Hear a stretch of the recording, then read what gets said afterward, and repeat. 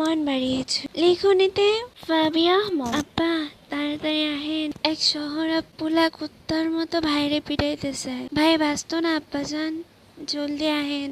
অস্থির কণ্ঠে চিল্লাচিল্লি শুনি কলিজা শুকিয়ে এলো এবার। সত্যি সত্যি বাড়ির বাইরে এক অপরিচিত ছেলে বেধড়ক পিটিয়ে যাচ্ছে সাইদুলকে। সাইদুলের নাক মুখ দিয়ে চুইয়ে রক্ত পড়ছে। সেদিকে এক চুল পরিমাণ ঢেল নেই ছেলেটার। রাগের কারণে ছেলেটার কপালে ঘাম, সেই সাথে হাতের অবস্থাও নাজেহাল। তবু লম্বা উচ্চতার মানুষটা বেপরোয়া ভঙ্গিতে শার্টের দুটো হাতা কুনিয়ে তুলে ধুমসে পিটাচ্ছে সাইদুলকে। তার পাশেই মাটিতে লুটিয়ে হাহাকার করছে আরো 3টে ছেলে। শরীরের অবস্থা দেখেই বোঝা যাচ্ছে কোনো মায়াদয়া করেনি ছেলেটা। হান্নান দ্রুত পরিস্থিতি সামলানোর জন্য ছেলেটাকে চিৎকার করে বলল, কে তুমি? কোথা থেকে এসেছো? কেন ওদের মারছো? এই ছেলে।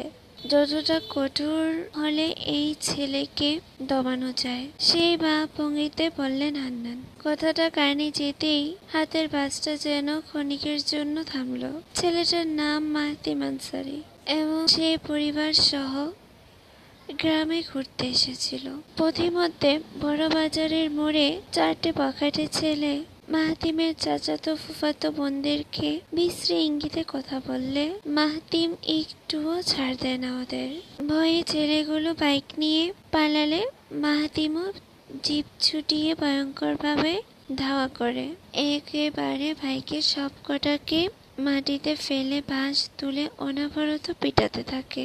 হইচই হট্টগোলে গ্রামের লোকজন জড়ো হলেন। দ্রুত লোক দৌড়ে গিয়ে জমিদার মোল্লাকে ডেকে আনলেন। মোল্লা এসেই দেখেন ছেলেটার পরনে সাহেবদের মতো পোশাক, ভাই চকচকে কালো শুজ, কালো শার্ট, কালো প্যান্ট, কালো বেল্টের বেশভূষায় এক সুদেহী পুরুষ।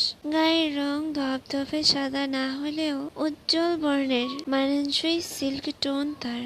রোদের দাপটে কপাল চুইয়ে চুইয়ে পানি পড়ছে তার। হাতের চামড়াও ভীষণ লাল হয়ে আছে যেন। এবার ছেলেটা শক্ত দৃষ্টিতে বৃদ্ধের পানে চোখে চোখ রেখে তাকালো। এক জোড়া চোখের এমন ভয়ঙ্কর তেজ দেখে হান্নান চট করে ছেলেটার হাত থেকে বাঁশ ছিনিয়ে নিয়ে ছুঁড়ে ফেলে দিল। তৎক্ষণাৎ আবার পরিচয় জিজ্ঞাসা করলে ছেলেটা বিরক্তিতে চুরমার হয়ে বলল, এই কুকুরের বাচ্চাগুলো এমন গ্রামে থাকার সুযোগ পায় কিভাবে? আপনি কি এই গ্রামের মোল্লা না? কিভাবে এমন জলুলি কুকুরদের গ্রামে পুষে? ওদের বাপ টাকা দেয়? সব শালা কয়টা। হান্নান চকিত দৃষ্টিতে ছেলেগুলোর দিকে তাকাবে অমনি পিছন থেকে শো শো করে 2টো মাইক্রো আসার শব্দ হলো। ধুকপুক ধুকপুক করে হৃদযন্ত্র চলতেই বৃদ্ধ তৎক্ষণাৎ তরমুজের মতো চক্ষু করে ফেলল। অবাক হতবাক কৌতূহল দৃষ্টিতে দেখল একজন পৌরা ও ছোট ছেলে বাদে 4টে ছেলে 3টে মেয়ে সমস্বরে দৌড় লাগিয়ে চেঁচিয়ে আসছে, মাহাতিম ভাই, আর ইউ ওকে? মাহাতিম সেদিকে লক্ষ্য রেখে রক্তাক্ত হাতের মুঠো থেকে বৃদ্ধাঙ্গুল তুলে ইশারা সুস্থ আছে বোঝালো। ততক্ষণে দৌড়ে ভিড় হটিয়ে একেবারে মাহাতিমের পাশে এসে দাঁড়ালো ভাই বোন ও বোনগুলো তাড়াতাড়ি মাহাতিমের হাত টেনে পানি ঢেলে রুমাল টিস্যু চেপে ধরলো। সেই সাথে হাতের ঘড়ি খুলে নিল। অস্থির হয়ে ভাই ও বন্ধুগুলো বারবার জিজ্ঞেস করতে লাগলো, ব্রো তুমি ঠিক আছো? কোনো চোট লাগেনি তো? হাতের খুব ব্যথা করছে? স্কাউন্ডেলকে এক চোট দিব নাকি? মাহাতিম ইশারায় ওদের উত্তেজিত অবস্থাকে থামিয়ে দিল।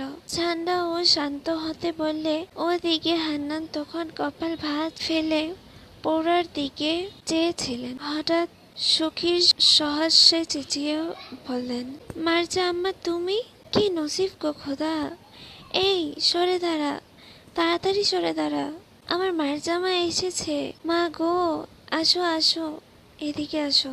পৌরার গায়ে কাতানের সফেদ শাড়ি, মাথায় ঘোমটা, পায়ে নরম কালো জুতা এবং ঠোঁটে মিষ্টি হাসির ছোঁয়া।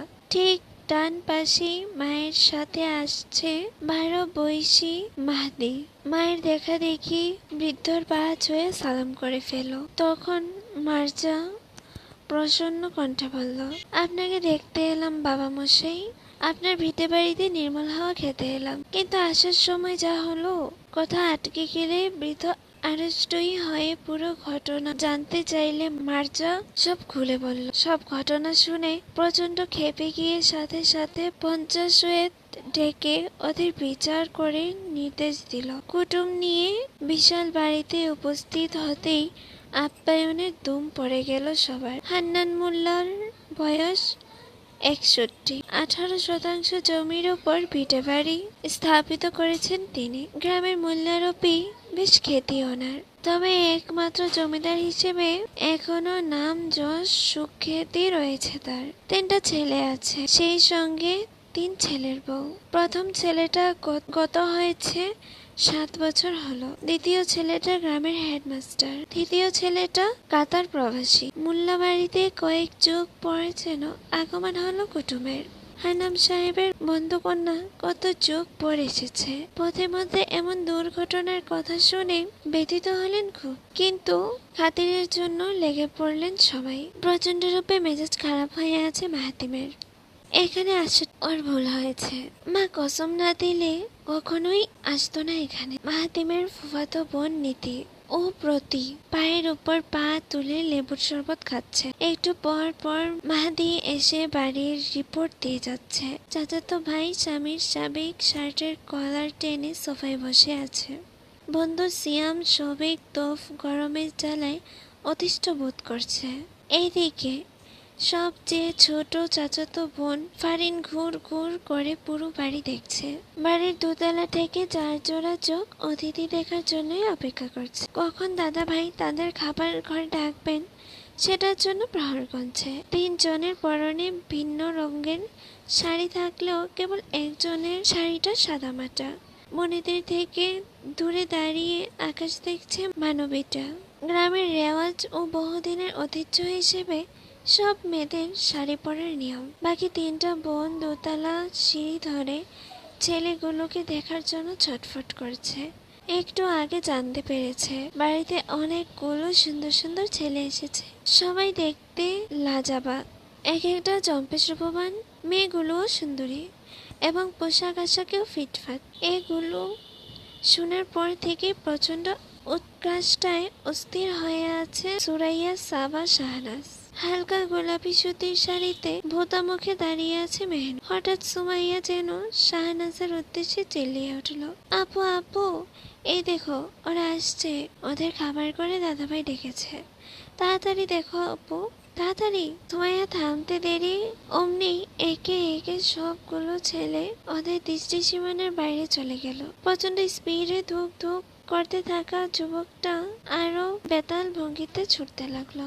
সত্যি মোল্লা বাড়িতে সুদর্শনের আগমন অদ্ভুত অনুভূতি সঞ্চার করছিল, কিন্তু কে জান 3 জোড়া চোখের হাসাহাসি দৃষ্টি আকস্মিক ভাবে আটকে যাবে। কে জানতো বুকের হুলস্থুল কাঁপুনিটা ধক ধক করে চাবুকের মতো পেটাবে। কে জানতো সিনেমার সেই ডায়লগের মতো সত্যি সত্যি হার্টবিট মিস হবে। সিঁড়ি লেরিংয়ে আঁকড়ে বরফের মতো শক্ত হয়ে গেল শাহনাজ। মুখের জল ঝুলিয়ে হাঁ করে ফেলল সুরাইয়া। বিস্ফোরণ চাহনিতে আশ্চর্য হয়ে সব গুলিয়ে ফেলল সাবা।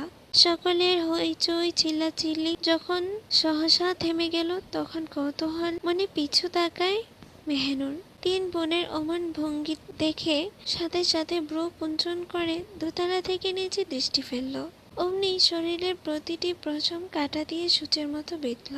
শুধু দৃষ্টি আটকে রইল সুদীর্ঘ সৌম্য দর্শনের নেই এক সুদর্শন পুরুষের উপর, যার প্রশস্ত বুকটা কালো শার্টের আড়ালে শার্ট ভাবে আটকে আছে। সাথে দুটো টপ বোতাম খোলার কারণে উন্মুক্ত বুকের কিছুটা অংশ দেখা যাচ্ছে।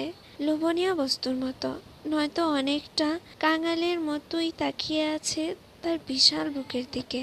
কোমরে কালো বেল্টের সাহায্যে শার্টটা ইন অবস্থায় রয়েছে। কানে ফোন লাগিয়ে অন্য হাতে পকেটে গুজে মানুষটা রাগ চোটা ভঙ্গিতে চলে যাচ্ছে। মাথার এক ঝাঁক চুল স্টিম কার্টের রূপ নিলেও সেই চুলগুলো জেলের কারণে অটল হয়ে আছে। সমস্ত মুহূর্তের অল্প সুদর্শনের দেখার তৃষ্ণাটুকুও মিটল না যেন। আর সহ্য করতে না পেরে তৎক্ষণাৎ চোখের পাতা বুজে ফেলল।